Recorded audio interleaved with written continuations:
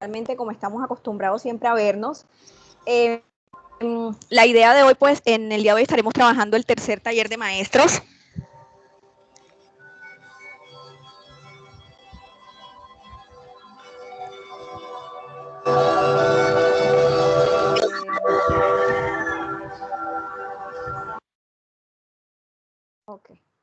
Hoy vamos a estar trabajando el tercer taller de maestros. La idea es hacer estos talleres iniciando nuestro primer mes para que este taller pueda ser de herramienta para este proceso que viene en la etapa en la que nos encontramos en este momento de investigación. Listo, entonces, ¿qué vamos a ver el día de hoy? Vamos a estar trabajando sobre la interpretación y sistematización de esa información que ya tenemos, que nosotros como grupo tenemos que ya estar recogiendo, ya estar recolectando. Listo. Antes queremos recordarles, profe, un tema que, bueno, no está muy relacionado con este tema del taller, pero es el tema de la legalización del recurso, profe. Recuerden que todos tienen el recurso y que ya a la fecha deben estar ejecutando este recurso para poder legalizarlo. Listo. Si tienen alguna duda, saben que pueden comunicarse con su respectivo asesor, a Mauri, Laura o mi persona, para hacer las preguntas que tengan especiales sobre ese tema específico. Lauri, ¿me colaboras, por favor, con la siguiente?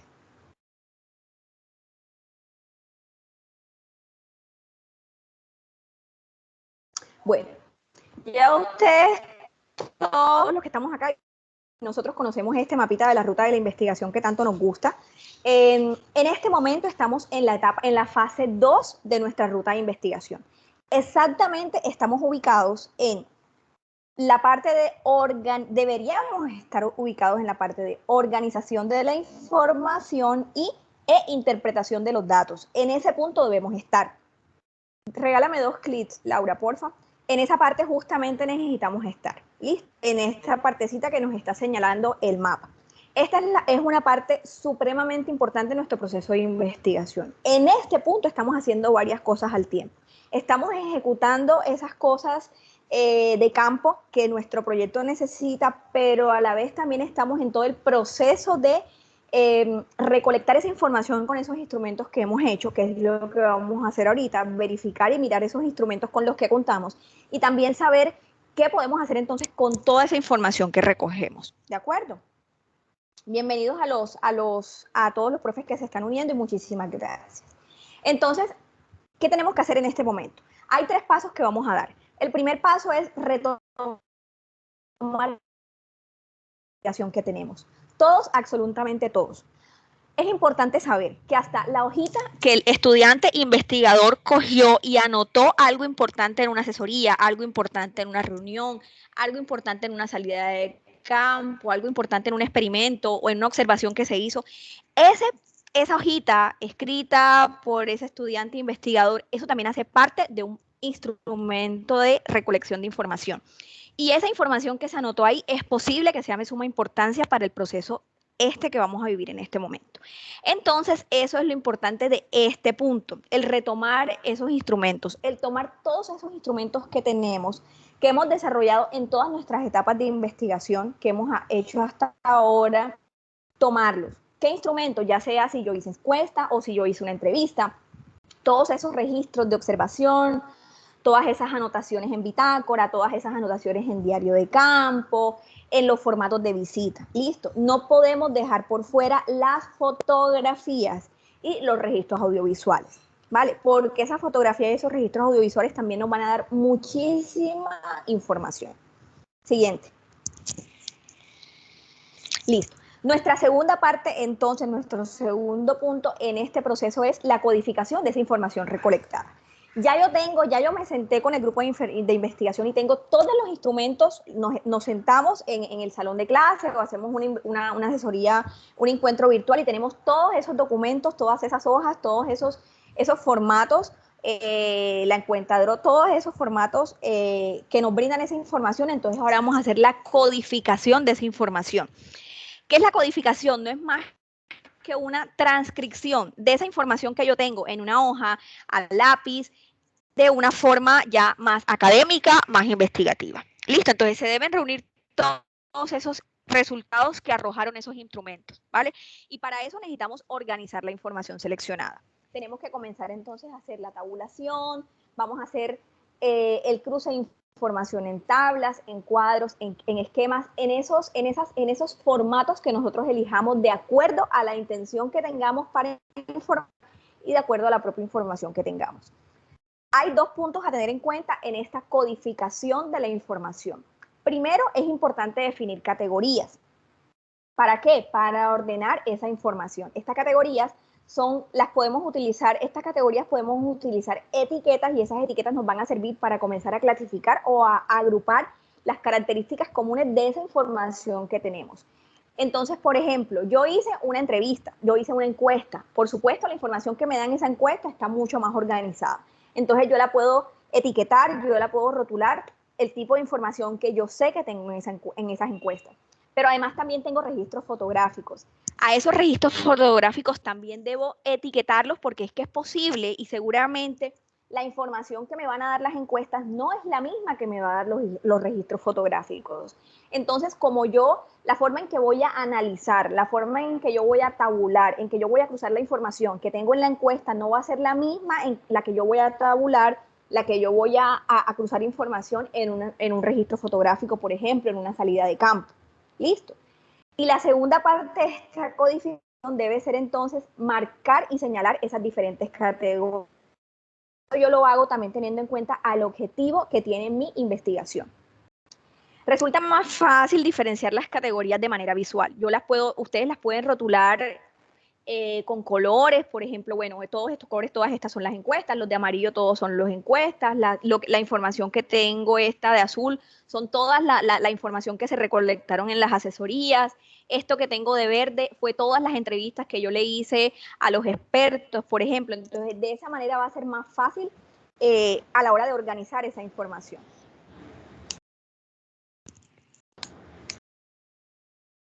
Si tienen alguna pregunta, profe, pueden ir levantando la mano para ir respondiendo en el mismo momento. ¿Listo? Bueno, entonces vamos a la tercera parte, que es ya entonces comenzar a hacer un análisis de acuerdo al tipo de instrumento que tenemos. Ya se los he mencionado ahorita, yo sé que ustedes lo sabemos. Podemos tener una encuesta, podemos tener registros de observación, podemos tener plantillas de bitácora y cada una de ese tipo de instrumento de ese tipo de instrumento va a tener una forma de análisis diferente. Listo, no podemos, todos los tipos de instrumentos no los podemos analizar y tabular de una misma manera, porque así se nos va a perder información importante y finalmente cuando vayamos a presentar el resultado no va a ser claro ante lo que vayamos a plasmar en el informe de investigación. Entonces vamos a analizar primero cómo nosotros podemos hacer un análisis, por ejemplo, una encuesta. Profe César, adelante. Buenas, ¿sí me escuchan? Sí, señor, lo escuchamos claro y fuerte, bienvenido. Gracias. Mi pregunta va, ya que antes del análisis, si tienen alguna información de cómo se validan los instrumentos como las encuestas. Ok, Me refiero porque ese término estoy haciendo como un artículo o algo de social. Sí. Y me he encontrado con artículos de referencia que validan los instrumentos como las encuestas para que tengan como un criterio, no sean simplemente lo que a mí se me ocurrió preguntar, sino... Pero no tengo claro cómo se validan. Ok, bueno, porque no es de pronto, eso lo manejamos en el taller anterior, pero claro que sí, profe, mire. Para hacer encuestas, por ejemplo, tenemos que tener claro el objetivo, es decir, qué es la información que nosotros queremos recolectar. Eso nosotros lo hacemos en categorías. Esas categorías se convierten en variables. Entonces, en cada una de esas variables usted puede determinar qué tipo de pregunta va a hacer. Por ejemplo, en general, una de las primeras variables que nosotros, o de la información que nosotros queremos recolectar en una encuesta, puede ser los datos demográficos. Entonces, eso se convierte primero en una variable y de esa variable usted saca varias subcategorías que se van a convertir en preguntas. Entonces, por ejemplo, si usted quiere saber la edad, el género de las personas que responden, el nivel socioeconómico que tienen, y así usted va sacando varias variables y de esas variables va generando esas preguntas que quiere hacer.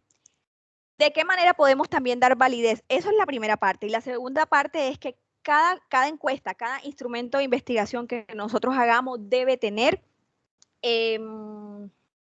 se me escapa la palabra, pero antes de usted aplicarlo, debe aplicarlo a una pequeña población que no sea su población de estudio.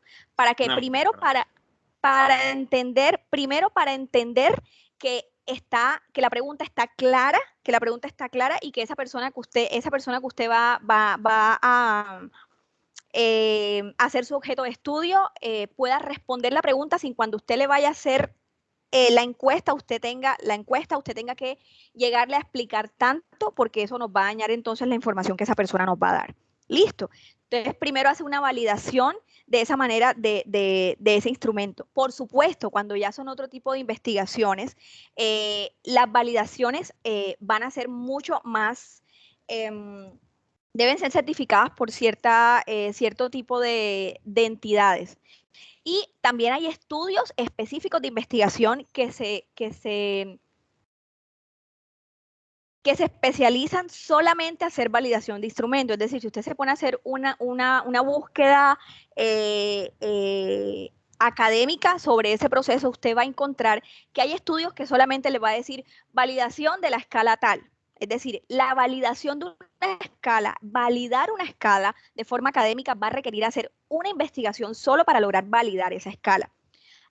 Y eso entonces tiene varios criterios. Si, por ejemplo, se valida solo para Colombia o es una validación a nivel mundial, eso ya es como un tema más profundo. Realmente las escalas que nosotros usamos, las encuestas que nosotros usamos, no son encuestas validadas, a menos, por ejemplo, que estemos usando algunas que son validadas. Por ejemplo, que estemos usando el 16PF, que es posible que algunos que estamos acá lo usamos, que es esa escala que se usa, que utilizan de pronto para algún tipo de admisiones a trabajos o a los estudiantes cuando van a entrar a los colegios.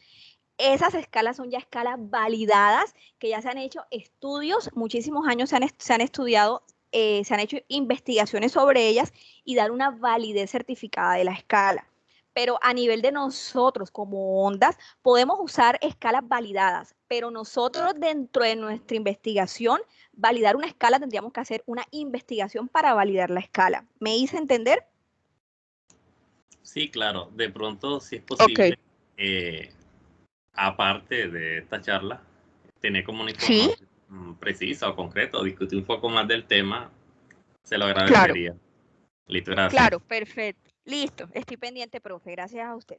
Bueno, entonces, cuando vamos a el primer tipo de instrumento que vamos a analizar es la encuesta.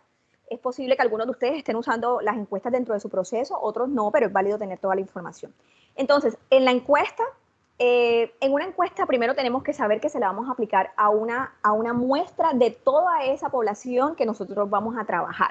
Por ejemplo, nosotros vamos a trabajar, nuestro estudio en los jóvenes en la comunidad educativa del colegio de San Jacinto, sede primaria, suponer. Pero resulta que en esa sede de esa primaria hay 500 estudiantes. No se les va a aplicar la encuesta a esos 500 estudiantes, no se le va a aplicar la encuesta a toda la población, sino a una muestra que debe ser representativa. Listo. Una muestra que se tiene que escoger, depende del tipo de investigación que tengamos. Puede ser una muestra aleatoria, puede ser una muestra que nosotros escojamos dependiendo del objetivo que tengamos para trabajar. Eso también va a depender mucho del objetivo y de la pregunta que nosotros tengamos para trabajar. Listo. Todos esos resultados de esa encuesta que nosotros apliquemos deben presentarse en general, la recomendación es de forma anónima. Las encuestas, las entrevistas ya tienen otra condición, de forma anónima. ¿Por qué? Porque podemos tener datos demográficos, podemos preguntar por edad, podemos preguntar por género, podemos preguntar por nivel socioeconómico, pero es poco relevante para la investigación saber que Antonio Pérez tiene tanta edad y nos respondió de esta manera, o que Francisca nos respondió de esta forma. Realmente la personificación de las encuestas es irrelevante, más no los datos demográficos. Los datos demográficos son otra cosa. Listo. El tamaño de la muestra requerido en una encuesta depende de la parte de la calidad estadística necesaria para establecer los hallazgos. Esto a su vez está relacionado en cómo esos hallazgos serán usados. Como les dije ahorita, eso va a depender mucho del objetivo que yo tenga en mi investigación y la pregunta de investigación que me esté planteando. Listo.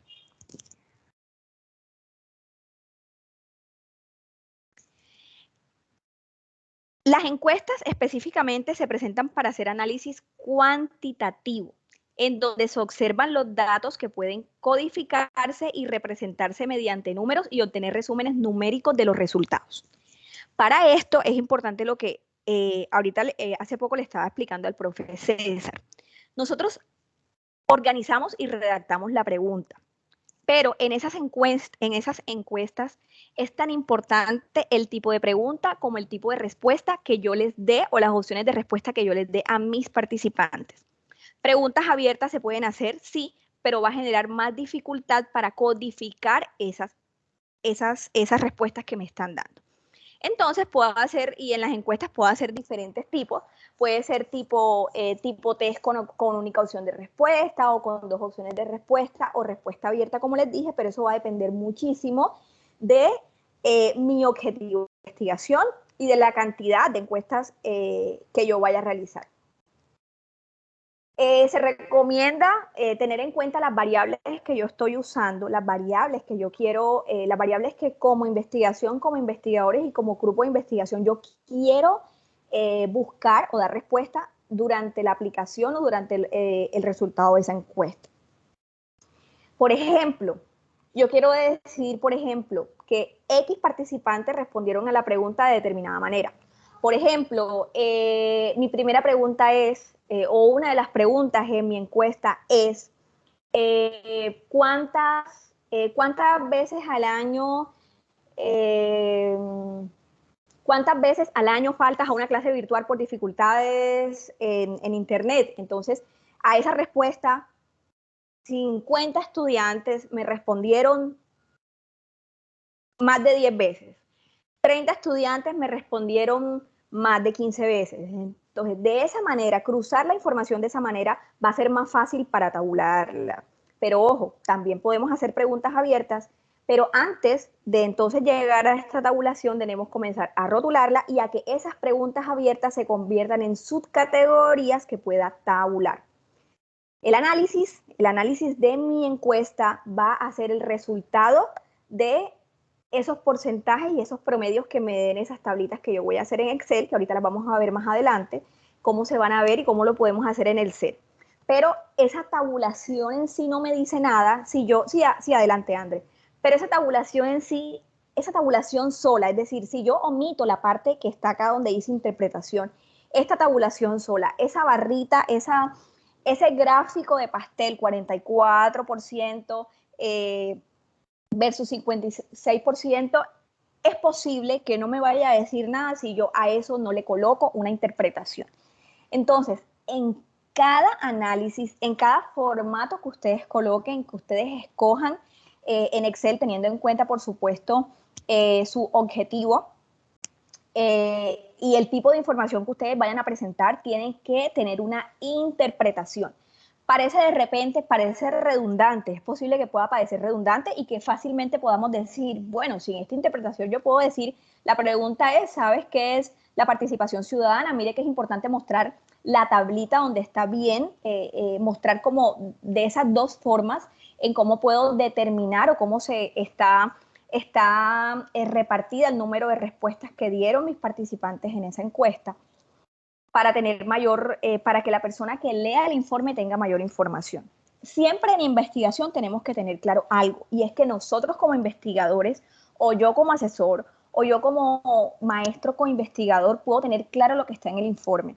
Pero si yo ese informe se lo doy a mi pareja, se lo doy a un compañero de trabajo que no hace parte de la investigación, y él no lo entiende, entonces un informe de investigación que no está bien hecho. Por eso es importante el tema de la interpretación, porque es posible que para nosotros como investigadores nos quede muy fácil entenderlo, pero recuerden que ese informe no es para nosotros. Ese informe es nuestra herramienta para mostrar nuestra investigación. Entonces, en este ejemplo, miren, en este ejemplo que les tenemos acá, la pregunta es, ¿sabes qué es la participación ciudadana? Listo. Como podemos ver, en esta encuesta para esta encuesta hicieron 50 encuestas. De esas 50 encuestas, 28 personas respondieron sí, 22 personas respondieron no. Eso nos da un total de 50. Acá les voy a comentar algo. Es posible que nosotros hagamos la encuesta y solo tengamos la opción de sí y no.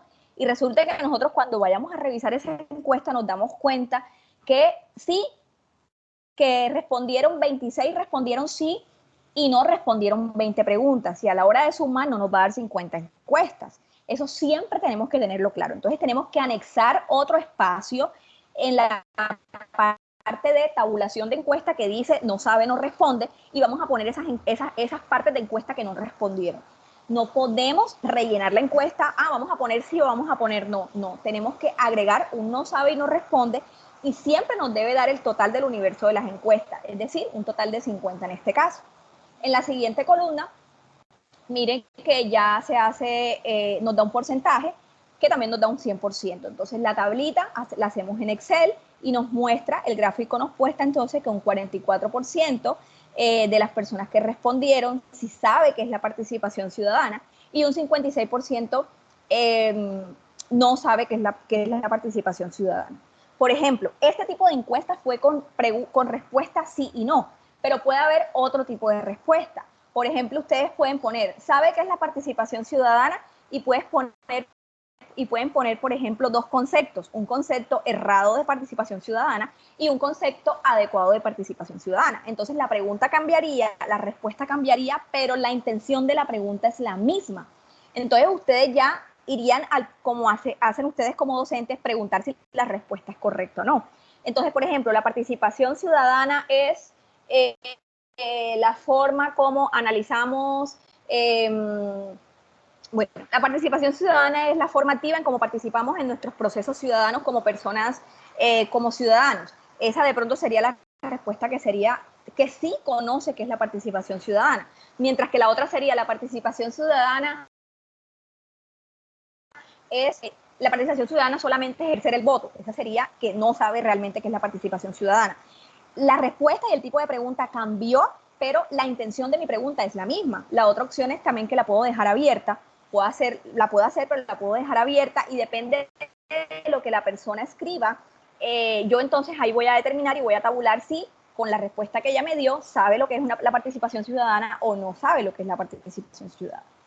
Entonces, la interpretación de esta gráfica y de esta tabla sería, de un total de 50 encuestados, el 56% respondió que sabe qué es participación ciudadana, mientras que el 44% lo desconoce. Así de sencillo puede ser la interpretación o el análisis de esa información. ¿Listo? Listo, Laura. El siguiente instrumento con el que nosotros podemos contar es una entrevista. Aquí también la vamos a elegir o la tuvimos que haber elegido dentro de nuestro proceso de investigación, depende de nuestro objetivo. Por ejemplo, tenemos grupos que tienen que hacer entrevistas que ya vienen semiestructuradas, que le hacen entrevistas a personas expertas de su comunidad, a expertos ancestrales. Puede ser de pronto dentro de investigación, que yo estoy investigando sobre la potabilización del agua y yo desee hacerle una entrevista, por ejemplo, a un funcionario de Cardique que posiblemente me pueda dar bastante información del agua. Por ejemplo, yo estoy trabajando con el cebollín y resulta que yo conozco a una mamá que es experta en el sembrado del cebollín porque resulta que tiene cebollín en su casa, entonces ella para mí se convierte en una fuente importante de información y también le puedo hacer una entrevista. La entrevista, a diferencia de la encuesta, se hace a pocas personas por la forma en cómo se tabula y cómo se interpreta esa información. ¿Listo? ¿Cómo lo hacemos? Analizamos las semejanzas y elementos comunes y además también las diferencias que existen en las respuestas de esa entrevista.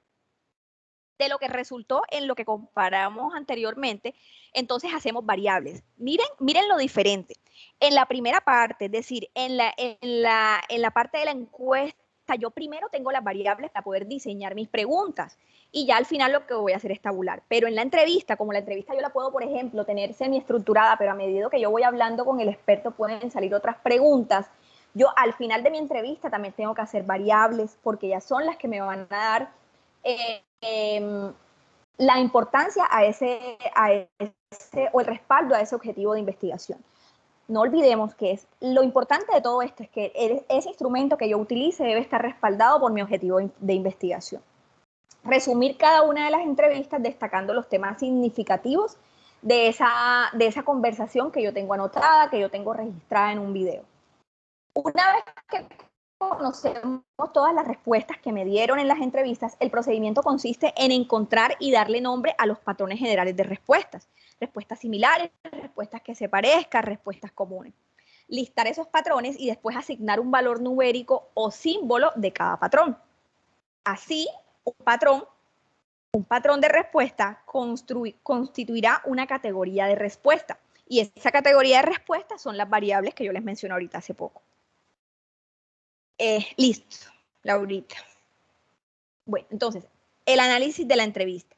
Primero, seleccionar el número de respuestas mediante un método de acuerdo al muestreo, es decir, cuántas entrevistas hice y después de hacer la categoría anterior, entonces comenzar a determinar el tipo de respuestas parecidas, iguales o similares. Mirar la frecuencia en la que aparecen las respuestas, que tanto se repiten, y esas que se repiten las voy a ir agrupando y les voy a dar un nombre a esas que se repiten, las poco frecuentes también, y así. Elegir las respuestas que se presenten con mayor frecuencia. Por supuesto, las respuestas que se presenten con mayor frecuencia van a ser las que más importancia van a dar a la luz de la investigación, porque me va a dar más respaldo.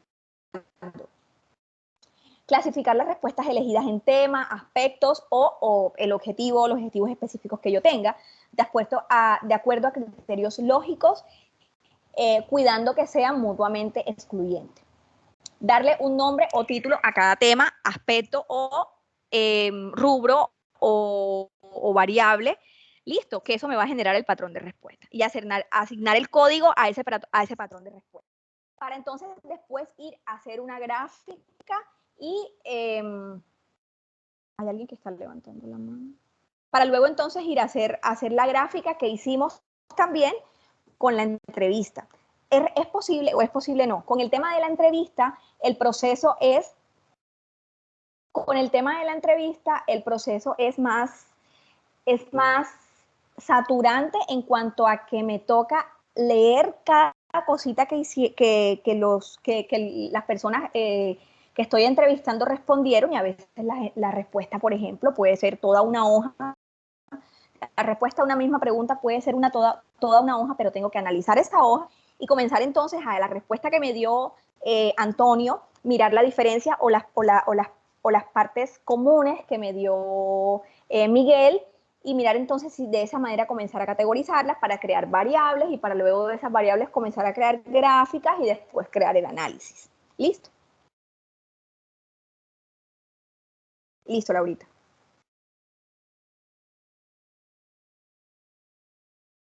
Bueno, aquí les traigo un ejemplo de una encuesta, sí, a la anterior, porfa, Laura. Aquí les traigo un ejemplo de una entrevista. Entonces la pregunta es, ¿qué factores han influido en la pérdida de la flora en la zona de estudio? Lauri. Dime. Hola, ¿me oyen? Sí. Dime.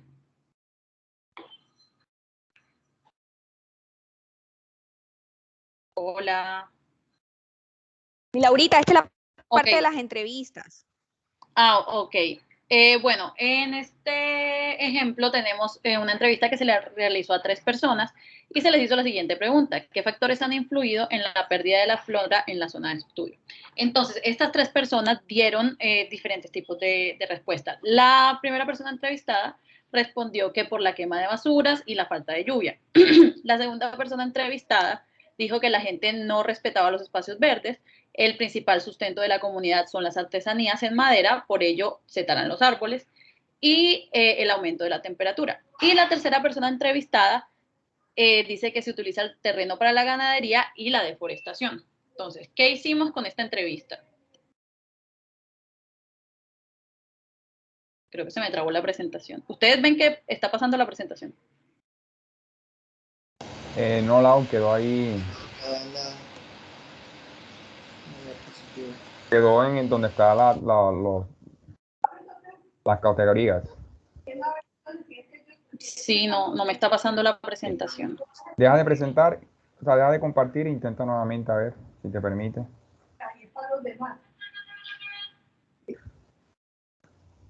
Ok.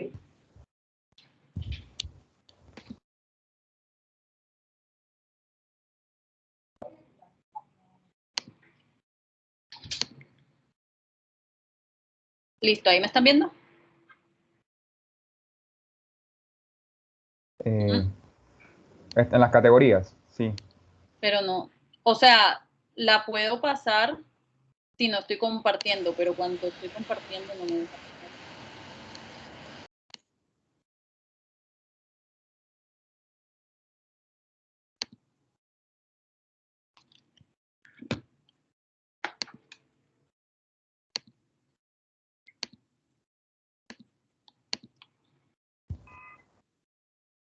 Bueno, ahí están viendo, ¿verdad? Bueno, lo que hicimos fue que agrupamos las respuestas en 3 categorías. Entonces, la primera categoría pusimos factores antropogénicos, es decir... Sí, Laurita, listo. Ok, es decir, por factores humanos. La segunda categoría fue por factores comerciales y la tercera categoría la incluimos por factores climatológicos. Entonces, ¿cómo hicimos para hacer estas categorías? Les pusimos colores a cada una de ellas. Miren que factores antropogénicos está de color amarillo, factores comerciales de color azul y factores climatológicos de color rojo.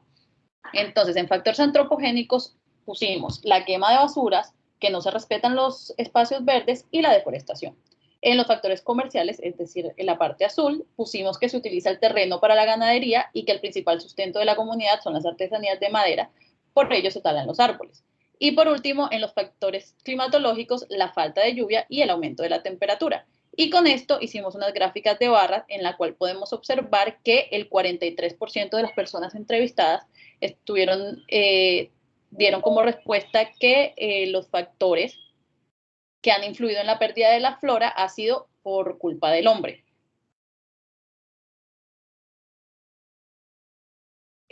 Bueno, yo no puedo seguir pasando la bueno. presentación. No Yo sé te qué. colaboro. Yo te colaboro acá entonces.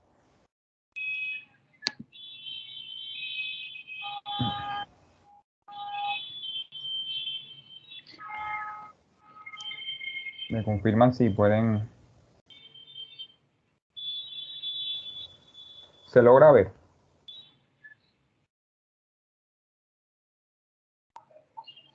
Sí, ahora, ay, no. Yo voy a entonces compartir la presentación, Laura, para no tener Dale. inconveniente. Yo Me ya dejé confirman cuando puedan. Me confirman cuando ya puedan ver la presentación. Ahora sí. Sí la vemos, profesor Jonathan. Un abrazo desde aquí de San Jacinto. Hola, saludos, profe. Bienvenidos. Listo. Johnny, vuelve al anterior, porfa. La anterior. Una pregunta. Buenas tardes. Ahí está. Tengo una pregunta. Sí, profe Germán. En la anterior diapositiva había estaban definidos los factores y habían unos porcentajes. ¿Esos porcentajes salieron de dónde? Que no. Ahorita, profe, ahorita nosotros vamos a hacer, vamos a mostrarles en el Excel cómo vamos a pasar los datos y cómo vamos, o sea, el mismo Excel nos va a mostrar los porcentajes, oye, profe. Eso simplemente nosotros pasamos los daticos y él nos va a sacar los porcentajes. No se preocupe que ya vamos a llegar a esa parte, ¿oyó? Aquí estamos haciendo como una generalidad como de conceptos, ahora vamos a la parte práctica. ¿Listo?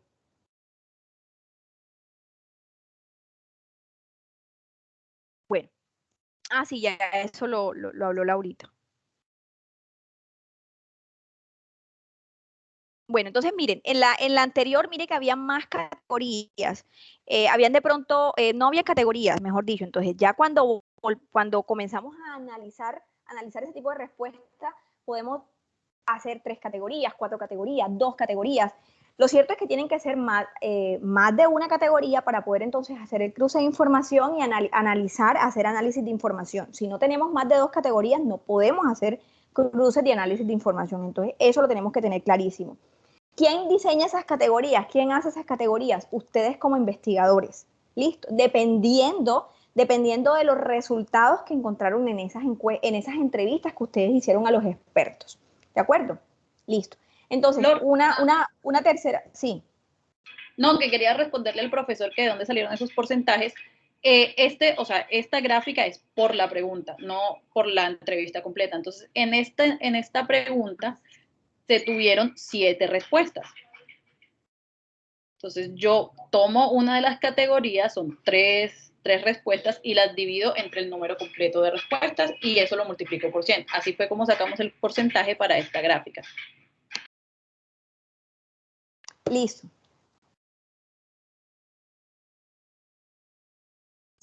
Siguiente. Vamos ahora pues a mirar nuestro análisis, nuestro tipo de instrumento de observación.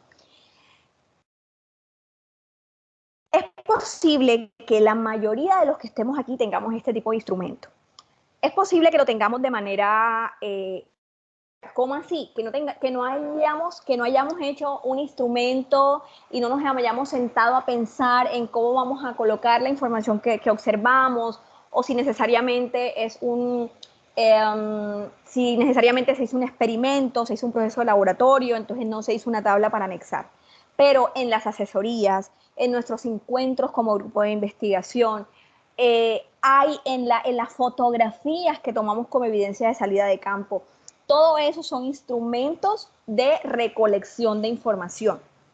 Posiblemente desde el principio no pensado como tal, pero como eso finalmente nos puede entregar información importante, se debe usar en este proceso de análisis de información.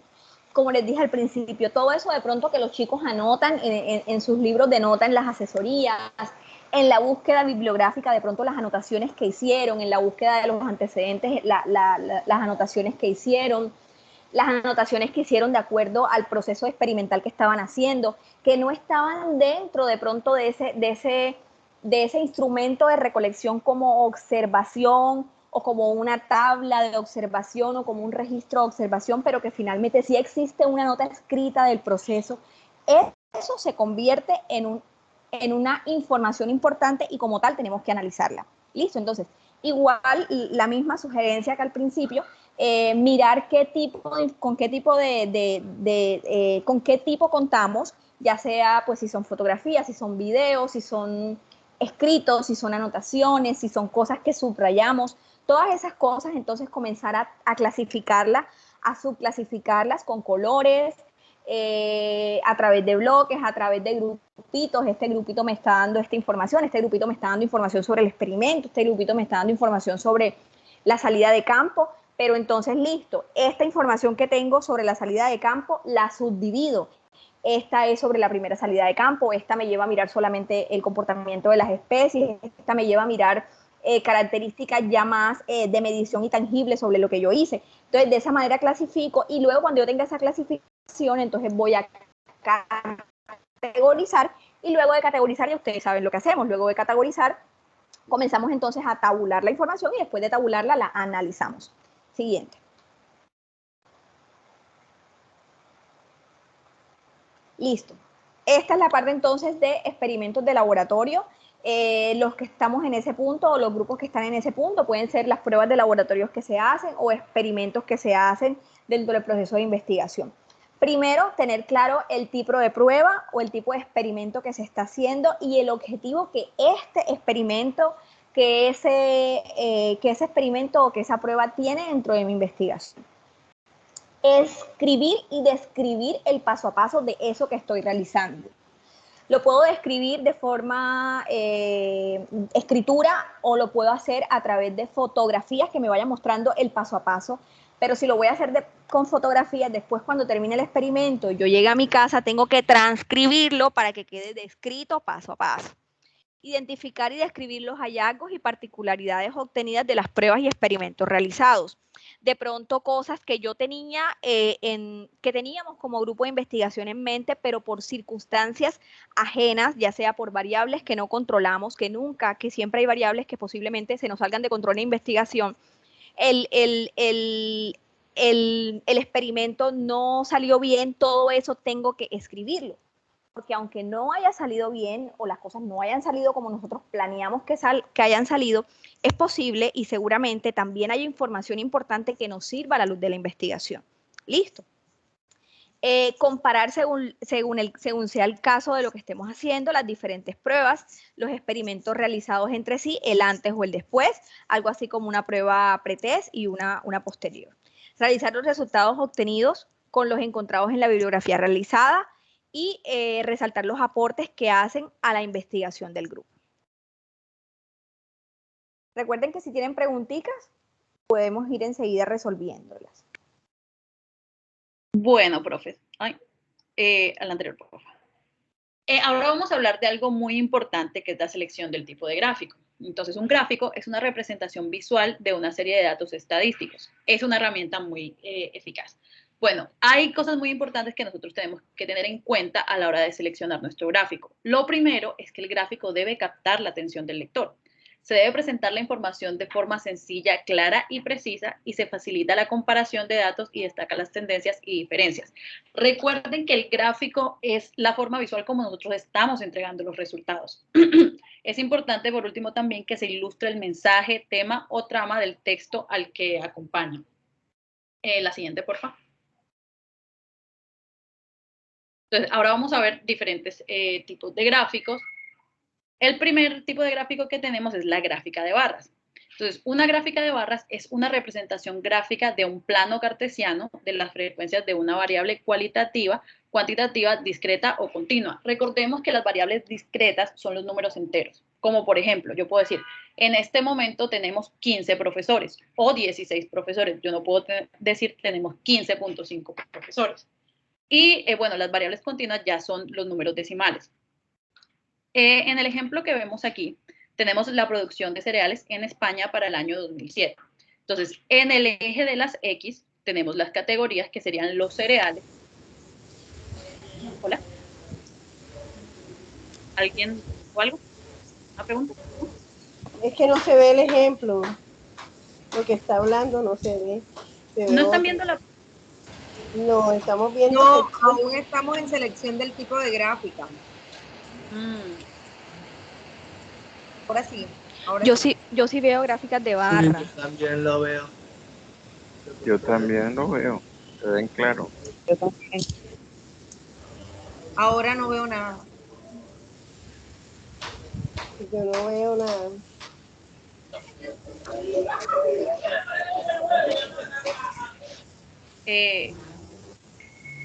Jonathan, ¿puedes compartir otra vez la pantalla? Ahí salió. Yo ya estoy viendo gráfica de barras. ¿Ustedes? Ahora sí lo veo. También se ve claro. Okay, perfecto.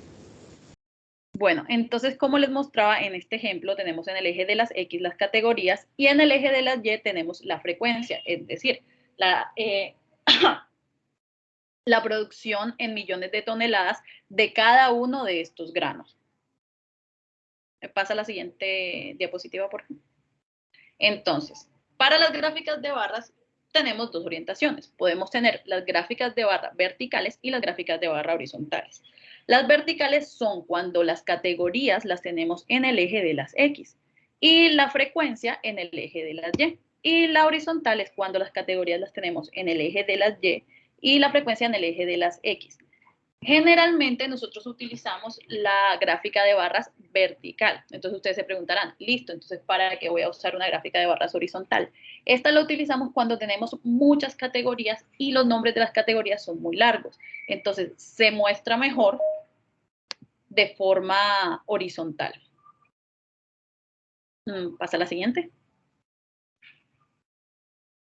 Bueno, entonces las gráficas de barras se suelen utilizar para comparar magnitudes de varias categorías. En la gráfica que tenemos a la izquierda, podemos ver la producción de cereales para el año 2008 en diferentes países de Europa. Miren que aquí claramente podemos observar que el país con la mayor producción de cereales es Francia, luego sigue España, luego Italia y por último Portugal. También las gráficas de barras las podemos utilizar para ver la evolución en el tiempo de una magnitud. Disculpa, es que yo creo que algo está pasando porque cuando ya van a cambiar la diapositiva es que yo puedo ver la que acaban de hablar. Sí, no sé qué. Ahora sí estoy viendo esa que estás diciendo de Francia que produce más, pero antes estaba viendo la de donde estaba una horizontal y una vertical. Profesor, puede ser de pronto algún tema del Internet Lab, porque creo que por lo menos yo sí estoy viendo las diapositivas. O sea, los demás participantes sí ven cómo van pasando las diapositivas. Sí, se ve, eso debe ser No, a problema mí de me conexión. pasa lo mismo que a la profesora. Puede ser un problema de A conexión. mí también. Sí, debe ser que la señal la tienen lenta y el retorno también es lento. Yo la estoy viendo perfectamente. Yo también. Listo, entonces antes de pasar a la siguiente diapositiva, me avisan si la están viendo o no. Por el momento, todos estamos viendo aquí las dos gráficas de barra. Una que tiene los países de Europa y la otra que tiene en el eje de las X unos años, ¿verdad? Sí. Ok, bueno, entonces sí, correcto. Podemos utilizar las gráficas de barra para ver la evolución en el tiempo de una magnitud en concreta.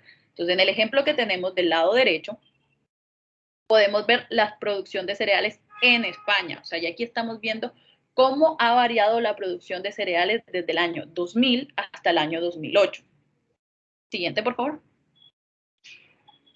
Listo. Aquí los profes están viendo tipos de gráficas de barra. Entonces, tenemos 3 tipos de gráficas de barra. ¿Todos estamos en esa diapositiva?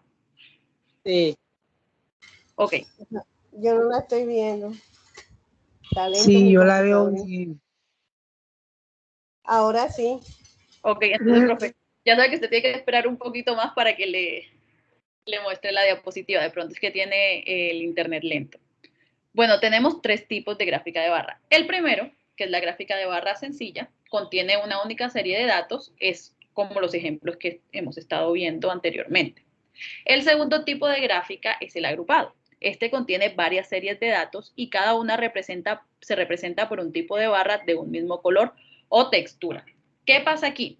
Aquí tenemos la misma categoría, pero esa categoría puede que tenga varias series de datos. En este caso nos están preguntando por los alumnos, la cantidad de alumnos que terminó bachillerato por su opción académica. Entonces tenemos en rojo oscuro en centros, quienes se terminaron en centros públicos, y en naranja quienes terminaron en centros privados. Entonces aquí tenemos, las categorías serían artes, ciencias de la naturaleza y de la salud, humanidades y ciencias sociales y tecnología. Lo que estamos comparando es de cada una de estas carreras la cantidad de estudiantes que se graduaron de instituciones públicas y la cantidad de estudiantes que se graduaron de instituciones privadas. Y como podemos observar, la gran mayoría se graduaron de instituciones, de centros públicos. Y por último, tenemos el tipo de gráfica de barra apilado. Esta contiene varias series de datos. La barra se divide en segmentos de diferentes colores o textura y cada uno de ellos representa una serie. Entonces, a diferencia del agrupado, aquí tenemos una sola columna, una sola barra. En esta barra contenemos las dos series de datos. Entonces, tenemos que ver, miren, aquí la barra llega hasta 80. En el anterior, una daba 50 y algo y la otra daba casi 30. Entonces, aquí lo que tenemos es la suma de las dos series de datos. Y lo que nos va a identificar la cantidad es dónde termina un color y dónde empieza el siguiente color. ¿Listo? La siguiente, por favor. Ahora tenemos la gráfica de líneas. Esta es una representación gráfica de un plano cartesiano de la relación que existe entre dos variables, reflejando con claridad los cambios producidos. En el ejemplo que tenemos aquí podemos ver en el eje de las X los diferentes meses desde el 2009 hasta el 2010 y en el eje de las Y vemos la media mensual del IPC correspondiente a esos meses. Entonces podemos ver claramente cómo varía el IPC con respecto al tiempo. La siguiente. Entonces, en las gráficas de línea se suelen usar para presentar tendencias temporales. En el eje horizontal generalmente va las unidades de tiempo y en el eje vertical se introduce la escala de la variable cuya variación en el tiempo queremos ver. Entonces, las gráficas de línea se pueden hacer de una sola variable, como el ejemplo que tenemos aquí a la derecha. En este, lo que queremos ver es cómo ha aumentado, o pues si hubiese disminuido, pero en este caso aumentó, cómo ha aumentado el desempleo en España. Entonces, lo vemos desde el año 2005 hasta el año 2009. En el ejemplo de la izquierda, ya esta es una gráfica de líneas con varias variables. Aquí seguimos viendo el desempleo en España, pero ya lo estamos viendo según el nivel educativo de las personas. Entonces, en un color verde tenemos las personas analfabetas, en un color naranja los que llegaron a educación primaria, en otro verde los que llegaron a educación secundaria primera etapa, los que llegaron a educación secundaria segunda etapa en un verde más oscuro, en un rojo los de educación superior y en amarillo los que llegaron a doctorado. Listo, siguiente. Bueno, ahora tenemos la gráfica de pastel. Un gráfico de pastel es una representación circular de las frecuencias relativas, estas se dan porcentajes, de una variable cualitativa o discreta que permite de una manera sencilla y rápida su comparación. Entonces, con la gráfica de pastel tenemos que tener en cuenta que el círculo equivale al 100% de lo que se quiere observar. En este ejemplo, queremos saber la cantidad de viajeros en España y qué tipo de hoteles escogen. Entonces, aquí claramente observamos en amarillo que el 46% de las personas prefieren un hotel de 4 estrellas, el 35% prefiere hoteles de 3 estrellas, el 9% de 2 estrellas, el 4% de 1 estrella y el 6% hoteles de 5 estrellas. Cuando nosotros tenemos una gráfica de pastel, puedes pasar a la siguiente, o gráfica de torta se le puede decir de las dos maneras. Tenemos que tener mucho cuidado con la cantidad de categorías que tenemos en la gráfica. ¿Por qué? Como podemos ver en este ejemplo, cuando tenemos muchas categorías se pierde la información. Y recuerden que lo que queremos es entregar los resultados de una forma clara. ¿Listo? Y por último, llegamos a las gráficas de dispersión. Un gráfico de dispersión muestra en el eje cartesiano la relación que existe entre dos variables. Entonces, en este ejemplo que tenemos diferentes países y queremos saber si hay una relación entre los fertilizantes nitrogenados y la producción agrícola. Entonces, nosotros lo que hacemos es que graficamos en el eje X, tenemos la cantidad de fertilizantes nitrogenados en miles de toneladas métricas y en el eje Y tenemos la producción agrícola, también en miles de toneladas. Entonces, lo que hacemos es que graficamos el eje X contra el eje Y y el punto que se pone en la gráfica es lo que nos da esa relación. Ahora, en este caso podemos observar que existe una correlación positiva, bueno, eso ya lo voy a explicar ahorita más adelante, entre la cantidad de fertilizantes nitrogenados que se usa y la producción agrícola. Miren que entre mayor es la cantidad de fertilizantes nitrogenados que usamos, también mayor va a ser la producción agrícola. Entonces podemos pasar a la siguiente. Entonces, aquí ya podemos hablar de la correlación lineal. Entonces, la correlación lineal puede ser una correlación negativa o una correlación positiva. ¿Cuál es la correlación positiva? Es la que acabamos de ver en el ejemplo anterior, que a medida que una de las variables aumenta, la otra también aumenta. O sea, que son directamente proporcionales. En el caso de que la correlación sea negativa, es que cuando una de las variables aumenta, la otra disminuye. Y también tenemos cuando no son correlaciones lineales, o sea, que puede existir una relación entre las variables, pero no es de forma lineal. Ahora vamos a hacer un ejercicio de cómo podemos mostrar nuestros resultados de manera gráfica utilizando Excel. Bueno, buenas tardes para los profes que no han tenido la oportunidad de saludar. Antes de pasar al ejercicio, quiero como que complementar dos cositas muy pequeñas respecto a lo que Laura nos estaba hablando. ¿Me confirman, porfa, si pueden ver mi pantalla?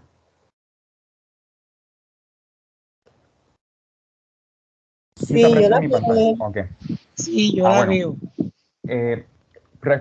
Digamos que respecto a la parte de utilizar las gráficas, muchas veces yo veo que en los grupos o los profes, o sea, estamos como que familiarizados con algún tipo de gráficas y siempre creemos que es la gráfica idónea para nuestros proyectos. Por ejemplo, uno de los gráficos más comunes es el gráfico de pastel o el gráfico de barra. Y tal vez, de acuerdo al tipo de información que tenemos, hay maneras para visualizar los datos mucho más digamos que, pertinentes. Entonces, por ejemplo, aquí en este ejercicio presentado, creo que es claro cómo en este caso el gráfico de barras, pero apilado, es mucho más pertinente para la información que queremos mostrar, porque es importante ese total, en este caso de alumnos, pero mirar de pronto qué porcentaje corresponde entonces, o qué proporción corresponde a centros privados y a centros públicos. ¿Verdad? Si es un gráfico de barras sencillo, sí podemos ver los totales, pero no nos permite discriminar en este caso de esas dos variables, si provienen de centros públicos o centros privados, por ejemplo. Acá hay otra disposición, pero entonces podríamos elegir entre uno u otro, o sea, si es agrupado o apilado, teniendo en cuenta qué tan importante, por ejemplo, nos puede representar ese total para cada, porque aquí no lo podemos visualizar, ¿cierto? Tendríamos que hacer como el cálculo para estimar cómo sería el total de estas dos valores correspondientes a las dos series que representan unos centros públicos y otros centros privados. Pero si es importante de pronto verlos totalizados, podríamos escoger esta opción de gráfico apilado. O sea, es como para mostrarles casos en los que podemos ir un poquito más allá y dar una disposición, digamos que más enriquecida a nuestros gráficos. Respecto al ejemplo de gráfico de líneas, miren cómo en una misma gráfica podemos relacionar, o sea, tantas variables que corresponden a distintas series de datos.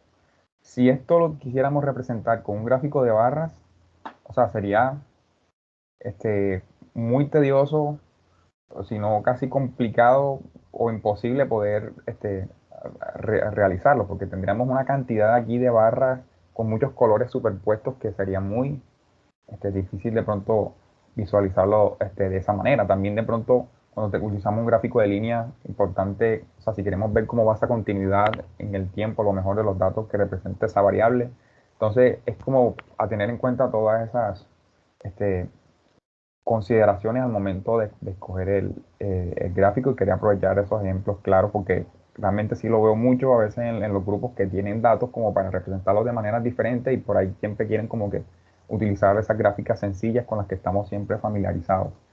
Aunque muchas veces un gráfico de pastel, si estamos trabajando con porcentajes o frecuencias relativas, sería el caso ideal, y si son pocos datos de pronto los que vamos a visualizar. Ahora voy a compartir un documento de Excel. Está aquí. Bueno, la idea es hacer como un pequeño ejercicio con esta herramienta, este software que es Excel, cual pues bueno, es con el que estamos familiarizados al momento de, digamos que de organizar nuestros datos, de hacer tablas, de hacer nuestras gráficas, y quisiéramos como que podamos tener de pronto esas nociones básicas de Excel que nos permitan hacer un gráfico. Aquí tenemos unos datos que relacionan las precipitaciones acumuladas por mes en la ciudad de Cartagena. Para el año, o sea, digamos que tenemos dos series de datos, o sea, para el año 2019 y el año 2020. Entonces, en cada mes tenemos, por ejemplo, en este caso serán 0,2, las unidades son litros por metro cuadrado. Las precipitaciones también se representan con milímetros, pero creo que se entiende un poco más la parte de litros por metro cuadrado. Entonces, aquí tenemos ausencia de precipitaciones, por ejemplo, en los meses de febrero, marzo. Ya en abril tenemos 0,1, en mayo 100, viene la diferencia aquí, notable, ¿cierto? Y por ahí los meses donde siempre vemos que hay como más lluvia, ya lo que es desde julio, agosto, septiembre, octubre, noviembre y diciembre. Pues ya la parte de la organización de la tabla, si es sencillo en Excel, cada celda podemos acomodarle y darle el formato que queramos. Entonces, lo primero que vamos a hacer es ir al menú insertar, luego que tenemos nuestra tabla organizada, ¿no? Bien organizada, y escogemos el gráfico con el que queremos representar. De momento voy a utilizar este gráfico de barras. Nos aparece este panel en blanco. Aquí podemos estirarlo, ponerlo más vertical, un poquito más ancho, un poquito más largo, más alto, de acuerdo al tamaño que queramos utilizar para nuestra gráfica. Una vez que nos posicionamos en este lienzo en blanco, nos pasa al menú de diseño gráfico, donde ya podemos empezar a manipular y organizar nuestro gráfico. Entonces, esta opción es la que vamos a utilizar, donde ya vamos a empezar entonces a seleccionar los datos que vamos a utilizar para nuestra gráfica. Entonces le damos seleccionar. Aquí en rango de datos del gráfico, le damos aquí, y entonces voy a empezar con el año 2019. Entonces, con el clic sostenido selecciono y presiono Enter. Listo. Ya tenemos aquí en gráficos de barra los datos para esta primera serie. Pero bueno, hay cositas que todavía no está nuestro gráfico preparado. Hay cosas para seguir ajustando. Por ejemplo, no quisiera que se vean mis categorías como 1, 2, 3, 4, 5, 6, hasta el 12, sino que pues, si estos son los meses, que digamos que esas etiquetas correspondan a los meses. Entonces, lo que hacemos en este caso es que nos vamos a editar. Entonces, nos dice que ingresemos el rango de rótulos del eje. O sea, cuáles son las etiquetas que vamos a utilizar en este eje horizontal. Entonces, le damos nuevamente aquí. Igual. Damos clic, nos desplazamos en los valores. Damos Enter. Y ahí tenemos entonces las etiquetas que nos interesan. ¿Ya? Algo que... Jonathan, qué pena. ¿Sí? Quería preguntar a los profes si pudieron ver lo que Jonathan estaba haciendo, Jonathan, porque desde mi pantalla no se ve, no se abre el... no ven mi pantalla, no están viendo en el Excel. O sea, sí se ve la pantalla, pero tú sabes que cuando tú le das para editar la gráfica se abre una pestaña, esa pestaña no se está viendo. Bueno, voy a probar entonces compartiendo toda mi pantalla a ver si de esa manera... Sí, por eso le pregunté a los profes a ver si ellos pues sí lo están viendo, a ver si... bueno, gracias por informarme. Ahí sí logran ver el gráfico emergente donde... Sí, yo lo veo, no sé los demás profes. Pero a mí no me sale donde usted coloca la fórmula, ¿cierto? Allá arriba en FDX. Usted está usando esa pestaña, ¿cierto? Pero en estos momentos sí se ve la gráfica, ya se ve la gráfica. Sí, solamente se ve la gráfica cuando aparecen los datos nuevos, pero no sale en la pantalla el proceso que usted está haciendo para... bueno, voy entonces a repetirlo y me confirman si se logra apreciar. Aquí se ve el menú, ¿cierto? Las opciones, bueno, lo primero que hice fue irme al menú insertar y escoger en este caso el tipo de gráfico de columna. Esa parte se pudo apreciar. Sí. Ok, listo. Entonces nos aparece el lienzo en blanco. Luego nos vamos a seleccionar datos. Y aparece esta ventana emergente de la cual vamos a hacer la selección de los datos. Ahora sí se aprecia la... Ahora sí. Ya ok, listo ya. Ya era el modo de compartir que le di, que solo fue la pantalla del cel. Entonces como que de pronto con las ventanas emergentes no las incluía. Entonces lo que hacemos aquí, una vez estamos en esta opción es, le damos a clic acá y seleccionamos el rango de datos que queremos representar. Un clic sostenido, arrastramos hasta el último valor y presionamos Enter. Listo. Miren qué sencillo, o sea, ya prácticamente tenemos el gráfico estructurado. Ahora vamos a unos detalles finales como para darle formato y vamos a ver otras opciones adicionales. Entonces les decía que algo que me interesa para mejorar mi gráfico es colocar las etiquetas de las categorías, ¿cierto? Como yo los tengo aquí en mi tabla, entonces lo que hago es, me voy a editar las etiquetas del eje horizontal. Nuevamente aquí en esta opción de seleccionar, clic y arrastro. Y Enter. Listo. Y aquí tenemos las etiquetas que corresponden a las categorías, en este caso los meses, cada uno de los meses y los valores de la precipitación en el eje vertical. Ahora lo que podemos hacer es, por ejemplo, cambiar esta parte de la serie. Cuando en Excel nos hablan de series, pues son grupos de datos. En este caso, una serie me está representando todos estos valores de precipitación por mes en el año 2019. ¿Ya? Entonces yo le puedo dar modificar mi serie y cambiarle el nombre a la serie para que no sea serie 1, sino que sea, en este caso, el año 2019. Enter. Acá me lo coloca como título, pero si yo quiero, por ejemplo, cambiar el diseño del gráfico, que eso lo vamos a hacer ahora, las series me pueden aparecer acá al ladito, ya me debe aparecer entonces etiquetada como yo quiero. Entonces vamos a hacer eso. Ya tenemos, digamos que básicamente nuestro gráfico, pero podemos mejorar algunas cositas en el diseño. Entonces, por ejemplo, aquí en diseño rápido, podemos mira cómo va cambiando la distribución de los valores, ingresan incluso unos nuevos datos que podemos visualizar. Aquí sí se dan cuenta que aparece el nombre de la serie. Si no hubiera cambiado el nombre de la serie, apareciera serie 1, pues que no me dice nada, ¿cierto? Pero ya que es el año 2019, pues estamos hablando ya de un dato claro. Podemos tener más disposiciones de gráfico, por ejemplo esta, que me muestra los valores correspondientes a cada uno de los meses. Hay unos que, por ejemplo, podemos ver los valores dentro de las barras, como en este caso.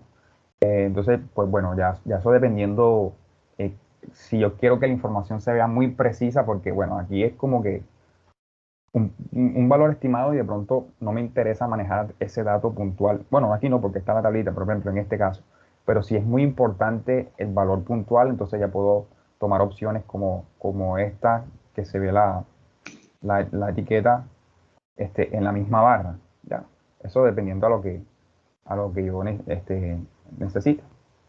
Aquí también podemos mirar, por ejemplo, que se agregue la etiqueta en mi eje vertical.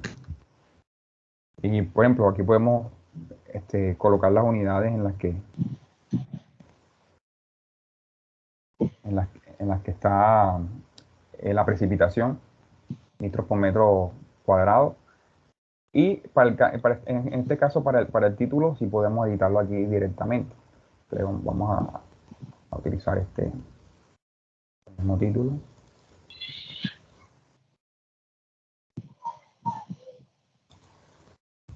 Y ahí podemos entonces tener nuestro gráfico un poco más estructurado. Algo que podemos hacer es, por ejemplo, ya que tenemos más de una serie, pues ingresar la otra serie de datos y después vemos para ver si el gráfico, en este caso de barra, sería el gráfico adecuado para utilizar para representar estas dos series. Entonces lo que hacemos es agregar, y nos dice cuál es el nombre de la serie. Es sencillo, escogemos el nombre de la serie, en este caso 2020, presionamos Enter, y ahora nos dice cuáles serían los valores de la serie, que sería la segunda fila de mi tabla. Entonces me posiciono aquí, ahora esto hasta el final, presiono Enter, y miren cómo ya podemos visualizar nuestras dos series con un gráfico de barras. Ahora pues podemos cambiar incluso el tipo de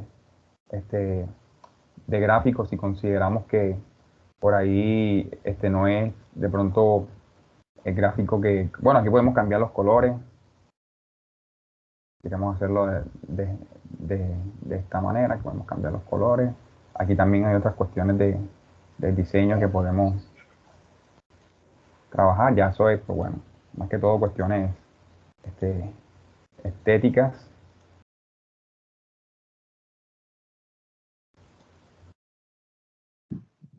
Aquí sí lo queremos ver en 3D, horizontal.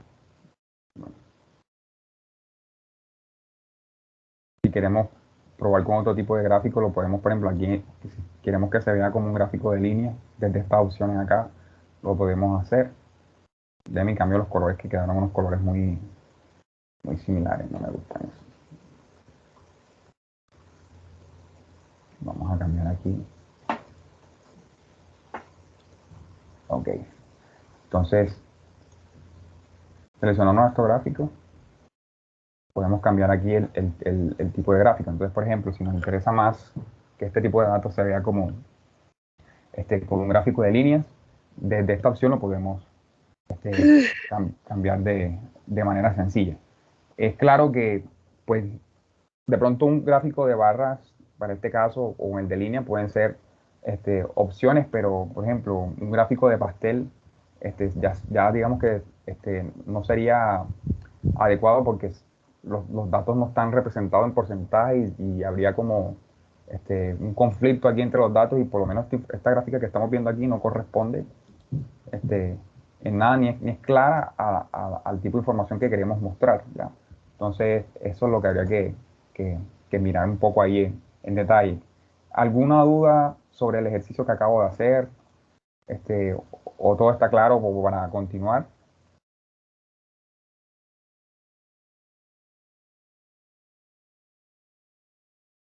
¿Qué me dicen, profe? Continúo entonces. Amaury, no sé si tú proyectas para yo continuar, para que tú procedas con la presentación, ¿te parece?